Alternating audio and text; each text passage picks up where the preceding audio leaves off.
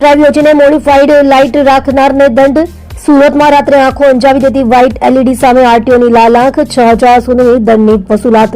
સુરક્ષાના રસ્તાઓ પર રાત્રિના સમયે અન્ય વાહન ચાલકોની સુરક્ષા જોખમાવતી અનધિકૃત અને ભારે તીવ્રતા ધરાવતી હેડલાઇટ સામે સુરત આરટીઓ અને ટ્રાફિક પોલીસે કમર કસી છે. સુરતના વાય જંકશન ખાતે સ્પેશિયલ ડ્રાઈવ યોજીને મોડિફાઈડ લાઇટ ધરાવતા વાહન ચાલકો સામે આખરી દંડાત્મક કાર્યવાહી હાથ ધરવામાં આવી હતી.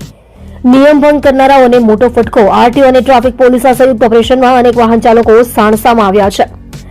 આ ડ્રાઈવ અંતર્ગત વાહન ચાલકો પાસેથી 1,000 થી લઈને 6,000 સુધીનો દંડ વસૂલવામાં આવ્યો હતો. જો કોઈ વાહન ચાલક સ્થળ પર દંડ ભરવામાં નિષ્ફળ રહે અથવા નિયમનું ઉલ્લંઘન ચાલુ રાખે તો કાયદામાં 6 મહિના સુધીની કેદની સજાની પણ જોગવાઈ છે.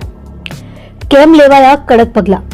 સુરતના આસિસ્ટન્ટ આરટીઓ અંકિત શાહના જણાવ્યા અનુસાર ઘણા વાહન ચાલકો કંપની ફિટિંગની હેડલાઇટ સાથે ચેડા કરીને તેમાં વધુ તીવ્રતા ધરાવતા એલઈડી બલ્બ લગાવે છે.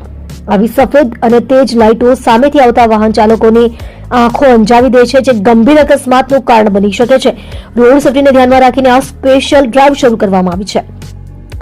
દંડની વસૂલાત અને કઈ કલમ હેઠળ કાર્યવાહી? આરટીઓ દ્વારા દંડની રકમનું વિભાજન કરવામાં આવ્યું છે, જેમાં મોટર વાહન ધારાની કલમ 182 હેઠળ અનધિકૃત રીતે બલ્બમાં ફેરફાર કે ચેડા કરવા બદલ 5,000નો દંડ, રોડ સેફટી જોખમને લઈને જાહેર માર્ગ પર અન્ય માટે જોખમ ઉભું કરવા બદલ વધારાનો 1,000 દંડ, એમ કુલ 6,000 સુધીનો દંડ વસૂલવામાં આવ્યો હતો.